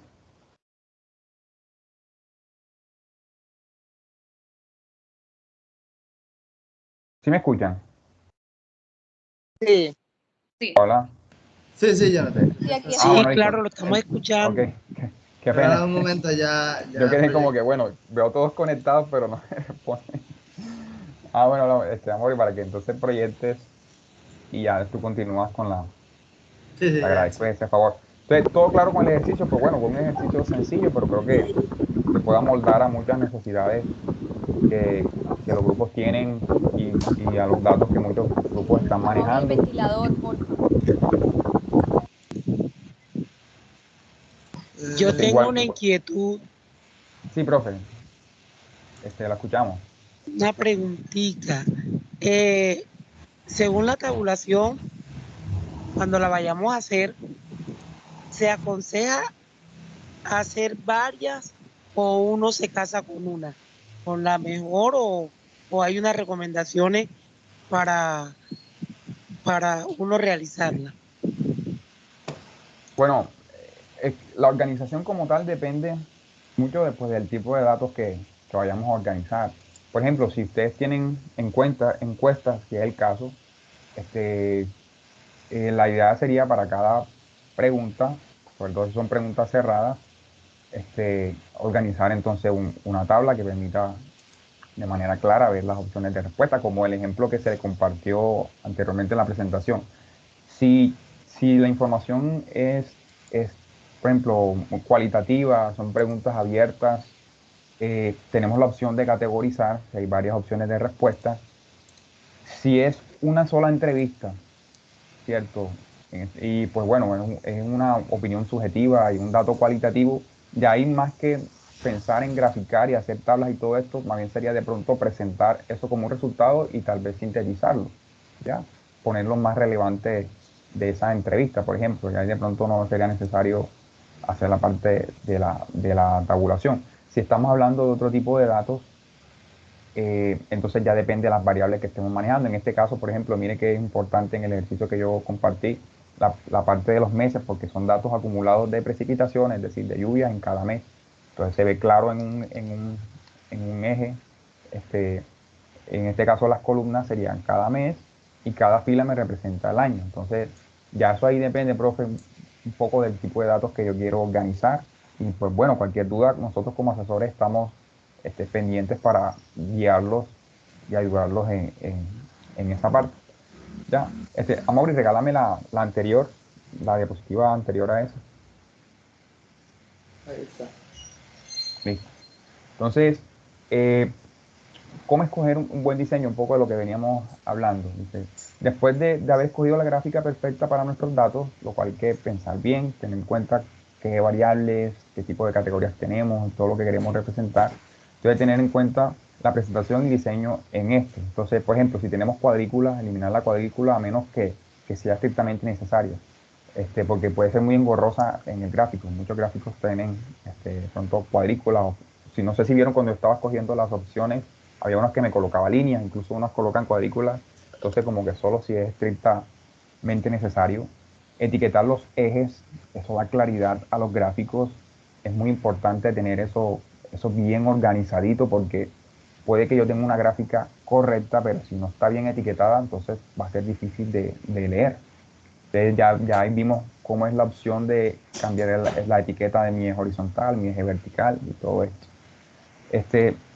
Descartar cualquier información que no sea legible a la distancia. Entonces, por ejemplo, muchas veces tenemos muchos datos, muchas categorías y nos quedan gráficos muy engorrosos que realmente son muy difíciles de leer y digamos que detallar la información que estamos obteniendo ahí. Entonces, ese es como un momento a evaluar y pensar, bueno, ¿cómo yo represento estos datos? Si necesito que se vean todos, entonces, ¿será que la gráfica, el tipo de gráfica que yo estoy utilizando es la idónea o utilizo otra gráfica que me permita organizar mejor esta información? O sea, si ya uno ve un gráfico y le parece enredado, muy cargado, ya es un punto para ponerse, un momento para ponerse a pensar y evaluar pues si el tipo de gráfica que yo estoy utilizando es la idónea para eso, ¿ya? Listo, entonces continuamos con esta parte de la presentación que continúa, ya más que todo va enfocada a este momento final del proceso donde ya tenemos que presentar resultados, terminar de organizar los informes y organizar ya, digamos que terminar nuestro proyecto, organizarlo y poder sustentar los proyectos. Entonces, una parte muy importante, si no la más importante, es cómo vamos a organizar, interpretar esta información y plantear nuestros resultados y conclusiones. Bueno, buenas tardes a todos, profes. Continúo yo con, bueno, como decía Jonathan, una vez ya nosotros tenemos organizado. Buenas tardes, profe Notari, ¿cómo está? Una vez tenemos nosotros organizada nuestra información en gráficas, en tablas, ya procede a la interpretación de esta información. Nosotros organizamos nuestra información con el fin de que se haga más fácil para nosotros y también para las personas que tengan acceso a nuestra investigación de interpretarla. Y para esto, la interpretación implica un trabajo de análisis y quiere decir que debemos examinar con cuidado cada información que encontremos durante la investigación. Esta tarea se hace en conjunto con todo el grupo, conversando sobre los resultados, agrupando, encontrando relaciones entre los datos y comparando lo que se consiguió con lo que otros investigadores han encontrado.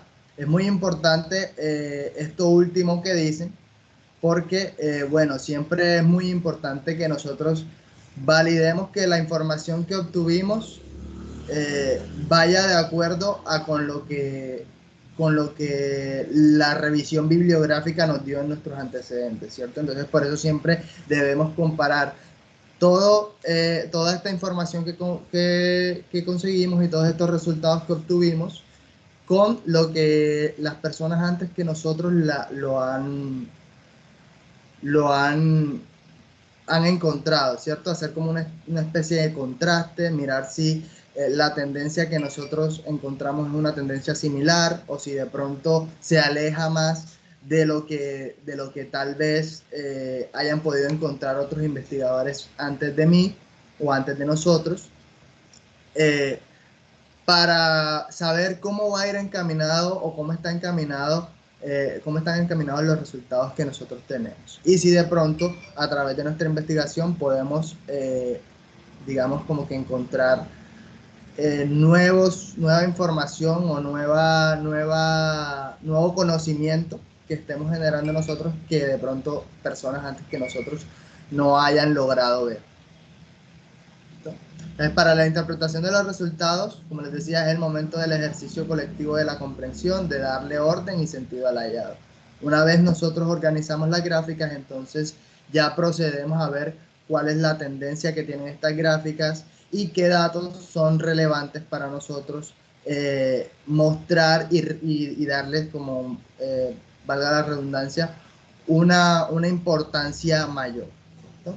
Luego procedemos a reflexionar y analizar sobre los aspectos, como les decía antes, tal vez aspectos novedosos que hayamos encontrado por medio de los instrumentos de registros que no se hayan registrado en investigaciones anteriores, aspectos que den respuesta a la pregunta y al problema de investigación, que es lo importante, ¿cierto? Porque lo que estamos buscando es resolver una problemática dentro de nuestro contexto, entonces lo más importante de nuestros resultados es que se llegue a una respuesta. Puede ser positiva, puede ser negativa, pero debemos llegar a una respuesta a nuestro problema y a nuestra pregunta de investigación. Y por último, otros aspectos que si bien no son tan esenciales como los últimos dos mencionados, pueden tener algo de valor para el grupo en el caso de que se quiera seguir investigando o profundizando sobre este tema. También se le puede dar recomendaciones a personas que lean nuestra investigación para que ellos de pronto lo tengan en cuenta al momento de realizar ellos su proceso de investigación. Entonces, si la información está bien etiquetada y categorizada, obviamente será mucho más fácil su interpretación. Y para esto tenemos que tener en cuenta varios factores. Entonces, hay que tener en cuenta la utilidad y el alcance de lo que hallaron, ¿cierto? Entonces, la utilidad nos dice qué pena, bueno, qué tan importante o qué tan relevante son los resultados que hemos obtenido y qué tan útiles son para nuestra investigación y para resolver nuestra pregunta. Y el alcance, pues, nos da hasta qué punto nuestros resultados pueden resolver la problemática que estamos estudiando. Es importante también presentar los resultados de manera explicativa y argumentativa, como decía Flor. Es importante que nosotros no solo mostremos una gráfica, sino que también nos preocupemos por dar cierta explicación y dar cierto contexto de la gráfica para que la persona que la esté mirando, que la esté apreciando, pueda tener, digamos, un apoyo en ese texto de qué va la gráfica y qué queremos mostrar nosotros en la gráfica. También es importante tener en cuenta que debemos destacar los datos que se utilizarán en el informe final, es decir, debemos destacar de todo ese grupo de datos que tenemos, que todos son importantes, cuáles son los más relevantes para nosotros y cuáles responden en mayor medida a la solución de nuestro problema de investigación y a la respuesta de nuestra pregunta de investigación. También tenemos que resumir los hallazgos en oraciones cortas que tengan poder de impacto. Es muy importante que sepamos que la investigación no debe ser escrita de manera figurativa. La investigación se hace con una escritura clara y concisa, con oraciones cortas y que de pronto no utilicen palabras muy extrañas, sino que sean oraciones que puedan ser entendidas por cualquier persona que tenga acceso a el informe que nosotros estamos redactando. Pero que la información a su vez tenga su impacto, ¿no? Que se dé de manera certera en el blanco al que queremos llegar. Y por último, hay que centrarse en las conclusiones y el impacto del proyecto ante la comunidad. No sé si los profes que están conmigo lo recuerdan, siempre les decía, lo más importante que nosotros tenemos que tener en cuenta en estos proyectos es que queremos transformar a través de la investigación nuestras comunidades, nuestras sociedades, y que la investigación por sí sola, si no se aplica a un ámbito social, no tiene un impacto, ¿cierto? Entonces, siempre debemos centrar en que nuestras conclusiones y los resultados de nuestra investigación vayan más allá de lo científico o de la investigación y se centren en resolver problemas de nuestro contexto social. Ya vamos al tema de escribir los resultados, y aquí, bueno, se deben describir y explicar los resultados de la investigación, de la manera en que se analizaron e interpretaron la información que recogieron y organizaron. Como les decía antes, una vez ya nosotros interpretamos nuestros datos y tenemos nuestros resultados, pues procedemos a redactarlos y a describir la manera en cómo nosotros llegamos a los resultados y a las conclusiones a las que llegamos. Primeramente, se hace la interpretación de la información recolectada, en la cual se describe el proceso que se siguió para el análisis e interpretación de la información. Explicar si se definieron categorías, si usaron cuadros, hojas de cálculo, si usaron software como Excel para hacer sus gráficas. Luego de eso se van a la presentación de resultados y a la respuesta a su problema. Hay que exponer los resultados de su investigación y cómo se da solución al problema o se aporta a su solución. Pueden presentar datos en tablas, gráficas o figuras. Entonces, una vez ya definimos cuáles fueron las herramientas que usamos para la interpretación de nuestros resultados, de nuestros datos, vamos a ir a qué herramientas se utilizaron para exponer los resultados, si fueron gráficas, tablas o figuras en su caso. ¿Listo? Y últimamente pues se hacen las conclusiones en las cuales se retoman los resultados más relevantes de la investigación en relación con el problema y los objetivos planteados. Lo sustentan con la teoría consultada, los resultados y la interpretación de los investigadores. Entonces aquí es muy importante, y les vuelvo a recalcar, la comparación con nuestros antecedentes y tener en cuenta que la revisión bibliográfica es demasiado esencial al momento de tener nuestros resultados, porque nos va a dar una idea de cuál va a ser la tendencia que van a tener nuestros resultados de acuerdo a lo que otras personas han investigado antes de nosotros. Y por último, a partir de las conclusiones, hay que escribir recomendaciones para las personas que vayan a realizar próximas investigaciones o para nosotros mismos en caso de que queramos seguir profundizando en el tema que estamos investigando. Entonces, para escribir el informe hay que tener en cuenta que el lenguaje de la ciencia es objetivo, que no da lugar a especulaciones o subjetividades. Es claro, preciso y exacto. ¿Sí? Entonces aquí lo que les decía, el lenguaje de la ciencia es un lenguaje directo, en el cual nosotros decimos las cosas de tal manera que se entiendan textualmente y que cualquier persona pueda acceder a la información que nosotros estamos estudiando. Evitar el uso de la primera persona en singular, del plural o del plural nosotros, con lo cual se quiere transmitir su naturaleza objetiva. Porque entonces cuando estamos hablando de yo o del grupo o de nosotros, agregamos la subjetividad y esto va en contravía del lenguaje de la ciencia, que debe ser objetivo. Entonces tampoco se deben emitir opiniones personales. Es decir, evitar el empleo de elementos subjetivos y de cualquier información que hayamos obtenido desde nuestra perspectiva. Está basado únicamente en las observaciones acerca de los resultados obtenidos mediante pruebas científicas. Es decir, la única información que nosotros debemos poner en nuestros resultados es esa información que aparece en los datos que nosotros tomamos, en los datos de la encuesta, en los datos de las entrevistas, en los datos de los experimentos, en el caso de los grupos que están trabajando experimentos. Esos son los datos que nosotros debemos poner y los que debemos utilizar para llegar a nuestros resultados y a nuestras conclusiones. Usa conectores para hacer secuenciación de frases simples. Y esto es muy importante. Entonces, ya al momento de redactar, nosotros no podemos o no se debe repetir de pronto los mismos conectores siempre.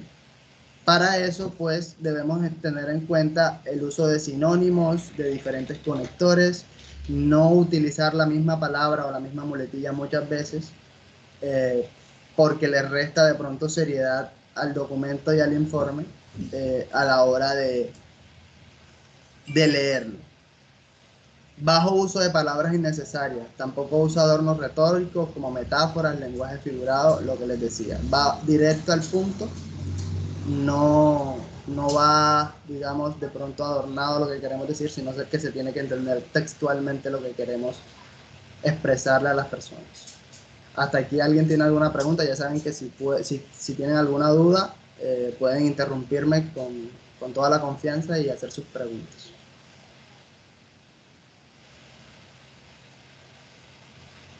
¿No? Listo.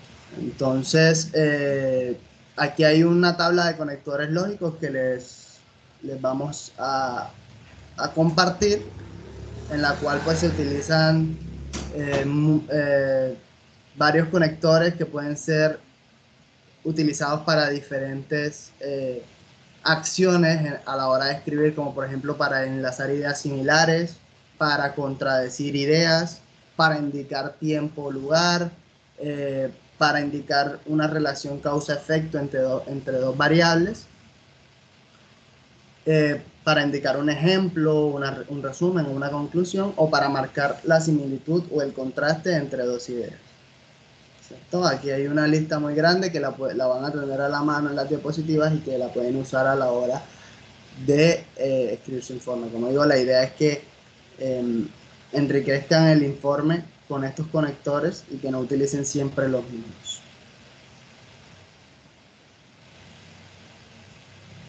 ¿Sí me están escuchando? Siempre estoy como... Sí, sí, Amaury. Claro que sí. Listo. Vale. Bueno, aquí vamos a hablar de un tema muy importante a la hora de referenciar y es de los derechos de autor, ¿cierto? Entonces, al realizar un trabajo académico es fundamental identificar las ideas que han sido tomadas de otras fuentes o de otros autores y que nosotros vamos a utilizar para realizar nuestra investigación. ¿Esto qué implica? Implica que nosotros debemos hacer un uso ético de esa información que estamos tomando de otros autores y de otras fuentes para evitar cualquier tipo de plagio. Es decir, nosotros debemos tener en cuenta que esa persona, al igual que nosotros, hizo un trabajo para llegar a esas conclusiones que él llegó y que no es ético de mi parte utilizar la información, los resultados a los que él llegó para, sin darle una previa mención a ese tema. ¿Listo? Entonces, cuando debo citar, debo tener 4 cosas en cuenta. Estoy copiando literalmente un texto. Si sí lo estoy haciendo, entonces debo poner el texto entre comillas, en cursiva o con otro tipo de letra y citar las fuentes. ¿Sí?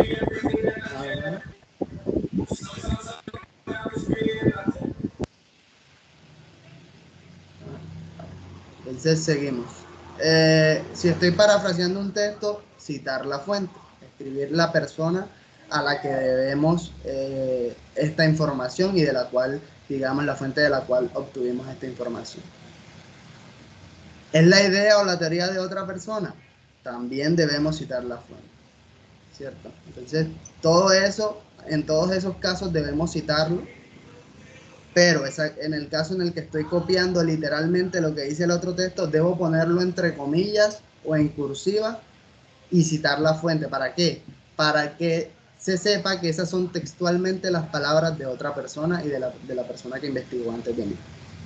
Y por último, no es necesario citar cuando se trata de hechos o datos generalmente conocidos o fruto de tus propias ideas. ¿Cierto?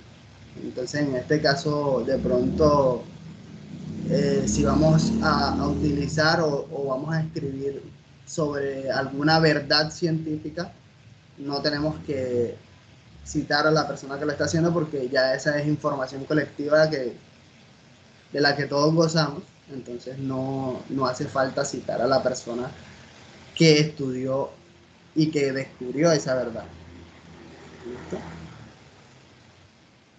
Entonces hay que tener en cuenta para referenciar 3 cosas. No es lo mismo una cita, una referencia y la bibliografía. Una cita es una mención que se hace directamente en el texto, ¿cierto? Como les decía antes, cuando nosotros copiamos o parafraseamos lo que otra persona dijo, debemos mencionarlo dentro del texto. La forma en la que se hace y la forma más, digamos, común de citar es a través de las normas APA, que es como se puede mostrar en la parte de abajo. Es decir, escribimos lo que la persona escribió en su texto y luego de eso, entre paréntesis, ponemos sus 2 apellidos y el año de publicación del artículo o del documento del que sacamos la información, ¿cierto? Entonces, en este caso, por ejemplo, dice aquí, Méndez Paz en el año 2009 dijo tal cosa. O parafraseamos lo que dijo Méndez Paz en 2009 y al final escribimos Méndez Paz 2009 entre paréntesis. Una referencia son datos que permiten identificar la fuente de la información, ¿cierto? Entonces ya al final de nuestro informe nosotros vamos a poner una bibliografía que es una lista de todas las referencias que citamos en el informe y en esa En esa lista de referencias vamos a poner toda la información relevante de nuestra fuente de investigación. La información que pueden ser el nombre del autor, el año de publicación, la revista en la que se publicó, si es una revista con varios volúmenes, poner el número del volumen, si es una revista en la que hay varios artículos, poner de qué página a qué página se habla de lo que nosotros, bueno, de qué página a qué página está la información que nosotros estamos citando. Si es un libro y es de una editorial, mencionar la editorial. Y bueno, muchas otras cosas que se pueden poner, pero estas son como las más relevantes a la hora de referenciar, ¿cierto? Y por último, nuestra bibliografía, como les decía antes, es esta lista de todas las referencias que utilizan, ¿cierto? Entonces, si yo cito a alguien dentro de mi texto, al final, en la bibliografía, debo poner una referencia a esa cita, en la cual me dé toda la información de esa fuente en la que yo obtuve mi información. ¿Hasta aquí tienen alguna duda, alguna pregunta?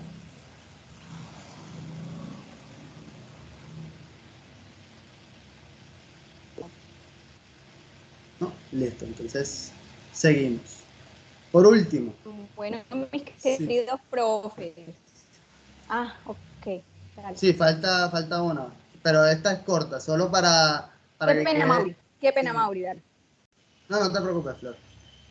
Para que quede bastante claro, cuando nosotros vamos a hacer una bibliografía, esta que se ve aquí, no es la forma en la que nosotros debemos hacer una bibliografía y escribir una bibliografía. Debemos escribirla de acuerdo a los lineamientos de las normas de referenciación o las normas de bibliografía que estemos usando. Las más usadas y las que nosotros les pedimos que usen son las normas APA.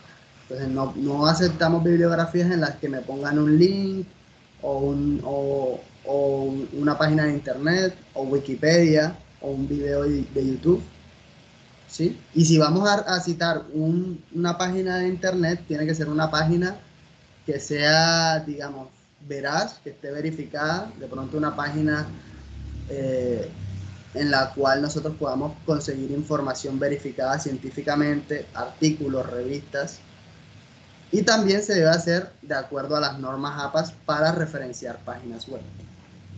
Entonces, para que lo tengan claro. Ya hasta aquí llega la presentación. Muchas gracias. Te dejo la palabra, Flor. Gracias, Amaury. Bueno, Amaury, no sé gracias a ti también. ¿Alguna pregunta? Y mañana una duda.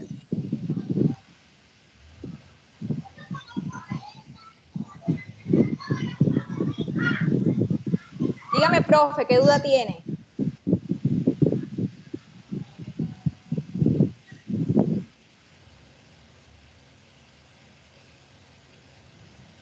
Está bien.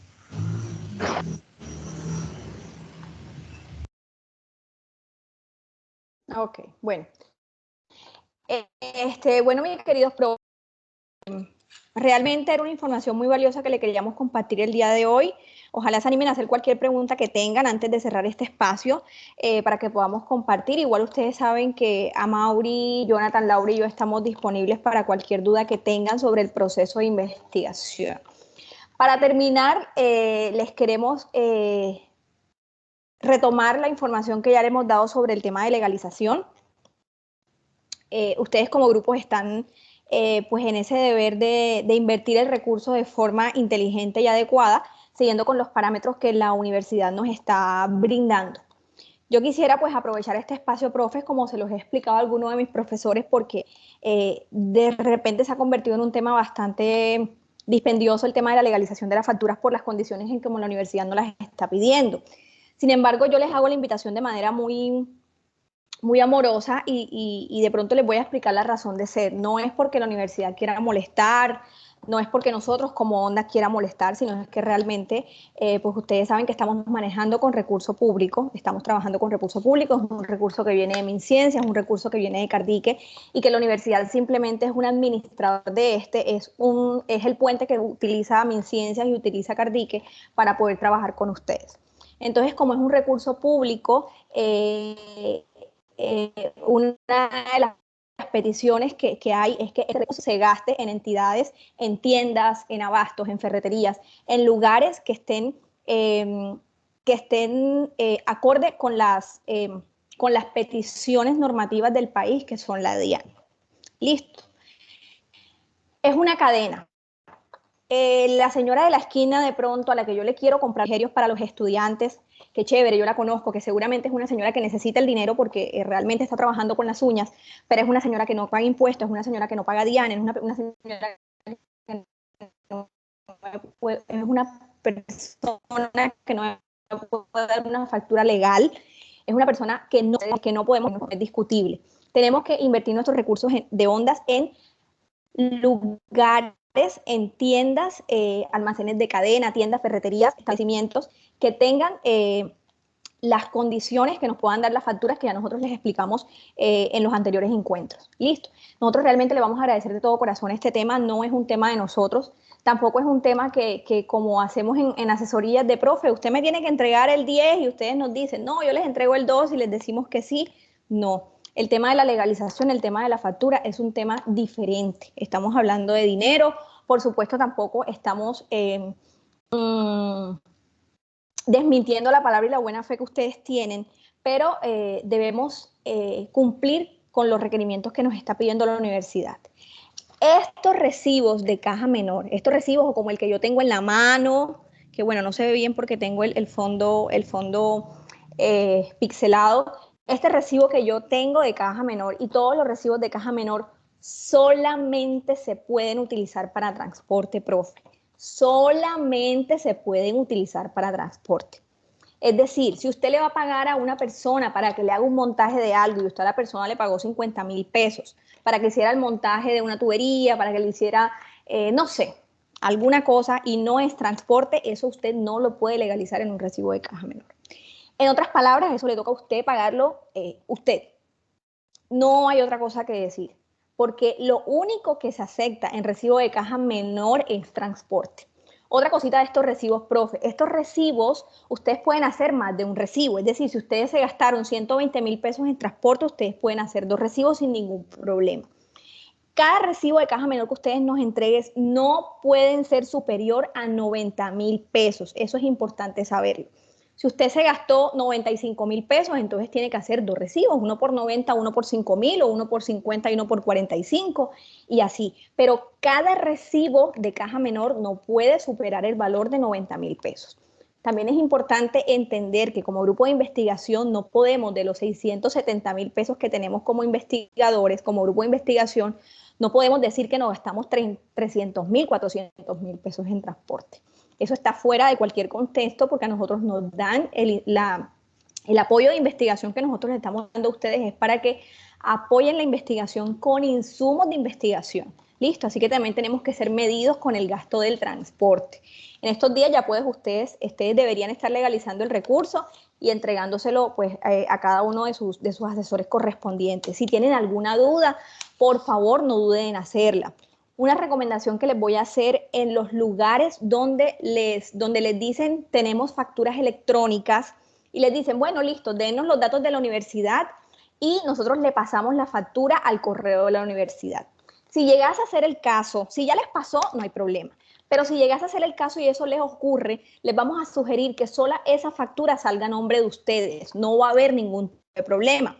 ¿Por qué? Porque luego la universidad ponerse a buscar contabilidad de un correo donde llegan, ustedes no se imaginan la cantidad de correos que llegan en un día. Entonces, ponerse a buscar esa factura, eso nos va a generar una dificultad a nosotros como programa de ondas y a la universidad.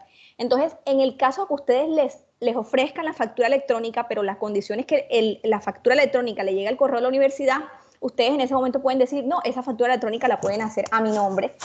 Y en ese caso les llega el correo de ustedes. Listo, sin problema. Flor, ahí, bueno, quería complementar, o por lo menos, disculpa que te interrumpa, o por lo menos hablar con el proveedor para que, o sea, le envíen una copia a su correo, porque también lo hacen. O sea, allí ellos no tienen esa limitante de que solo esa factura se envía al correo, ¿no? Que por lo menos le envíen una copia al correo a usted, o sea, estar pendientes con esa parte que yo creo que lo pueden hacer sin inconveniente, ¿no? A menos que sea un proveedor que no sé. Hay unos que también, sí, hay unos que también entregan factura, hay unos que también entregan copia, por supuesto. Si ellos les dicen, sí, les vamos a entregar una copia, magnífico, no hay problema. Pero si la única opción de que ustedes van a tener la factura es que ellos les digan, solamente se los vamos a enviar a nombre del titular de la factura, en este caso la universidad, y ustedes no van a tener registro de esa factura, entonces no, que salga a nombre de ustedes. Listo. Otra cosita, profe, que queremos compartir con ustedes son nuestros espacios de encuentros. Para los que ya vienen con nosotros en el proceso Ondas, saben que nosotros hacemos encuentros regionales, departamentales, donde son, como su palabra lo dice, encuentros de saber, donde conocemos a los otros grupos de investigación, donde los chicos encuentran esos espacios súper importantes porque salen de sus espacios de colegio, los que están fuera de Cartagena vienen y conocen Cartagena. Desde hace 18 años, el Gobierno Nacional, a través de MinCiencias, viene desarrollando el programa Ondas, el cual tiene como propósito acercar la ciencia a los niños y las niñas del país para que se interesen por la investigación y desarrollen actitudes y habilidades científicas. Esto se hace, por supuesto, con el apoyo de ustedes como docentes co-investigadores. Sin el apoyo de ustedes, esto tampoco sería posible. Para el alcance de este propósito, el programa Ondas, nosotros como programa Ondas, implementamos nuestros encuentros de divulgación. Cuando nosotros terminamos esta parte que estábamos hablando hoy, cuando nosotros ya tenemos nuestro informe de investigación listo y nuestros resultados, estamos listos para decirle al mundo, miren, yo investigué esto y yo encontré estos y estos resultados. Entonces, justamente en el camino de eso nacen nuestros encuentros de divulgación. Esos procesos, ahí es donde mostramos nosotros los procesos y los resultados de la investigación que se desarrollan en subgrupos. Estos encuentros son jornadas de valoración de los proyectos de investigación desarrollados por los grupos infantiles y juveniles para seleccionar los representantes de nuestro departamento de Bolívar en futuros eventos de ciencia a nivel nacional e internacional. Nosotros estábamos en la duda como Ondas de cómo haríamos en esta convocatoria por todo esto de la virtualidad, de cómo serían las cosas en noviembre, pero ya como mesa... como equipo pedagógico hemos tomado ya unas fechas para hacer nuestros encuentros. Vamos a dividirlo hasta ahora en dos grandes momentos. Un primer momento sería un encuentro zonal.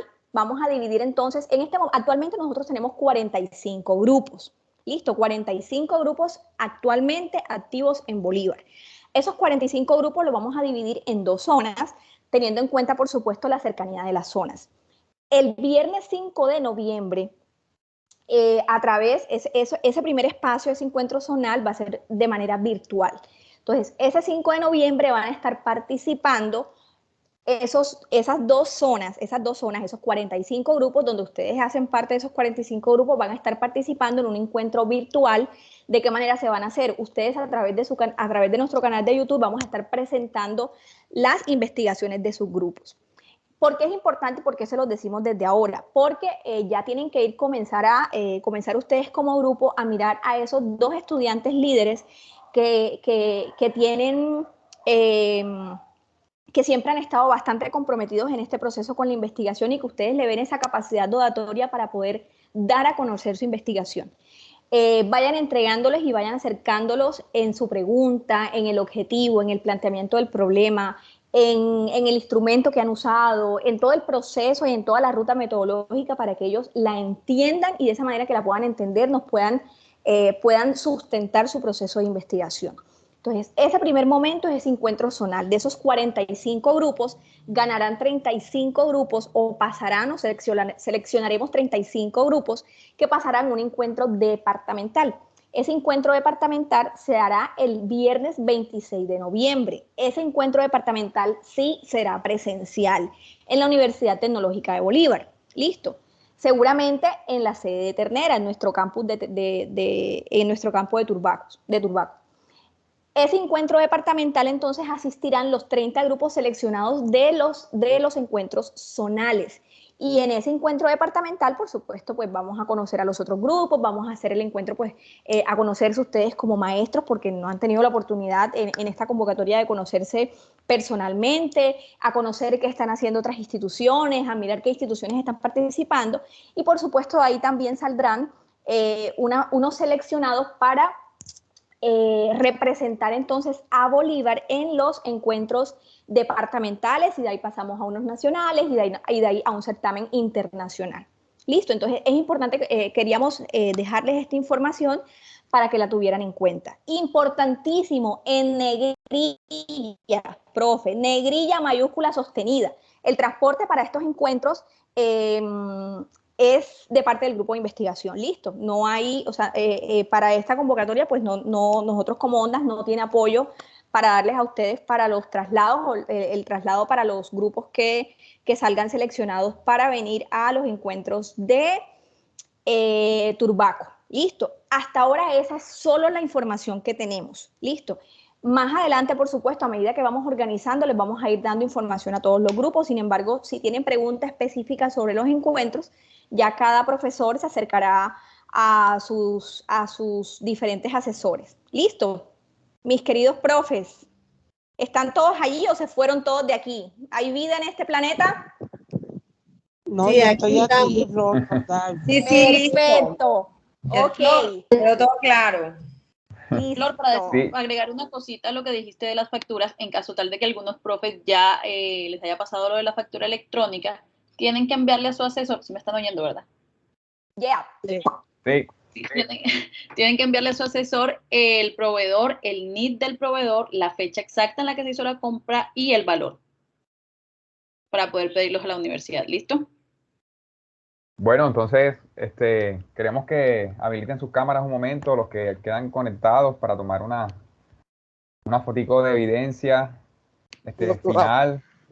Bueno, prácticamente nos queda octubre para ya terminar todo, porque bueno, ya a principios de noviembre son los primeros zonales, entonces mentalizarse de que ya es el momento de lo que hemos estado aplazando, ya empezar a ejecutar y terminar de la mejor manera, porque sabemos que hay unos muy buenos proyectos en estos momentos desarrollándose.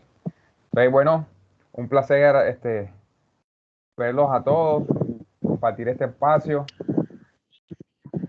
Esperemos entonces. Flor.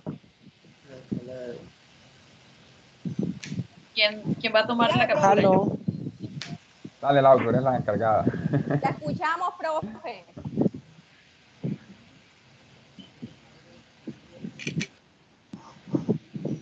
Profe, ¿tiene alguna duda? ¿La escuchamos? Hello. Bueno, parece que la profe tiene inconvenientes con el audio. Bueno, Lau, toma entonces la foto de evidencia. Todo con su mejor post. Pero nada más hay 1, 2, 3, 4 profe. No puedo abrir la cámara. Pero te no se preocupe, profe. No se preocupe, profe. Sí está. 1, 2, 3. Listo. Bueno, un placer verlos a todos. Gracias, mis queridos profes. Feliz tarde. Gracias a ustedes. Hasta luego. Muchas gracias. Los queremos. Chao. Flor, te voy a infierno.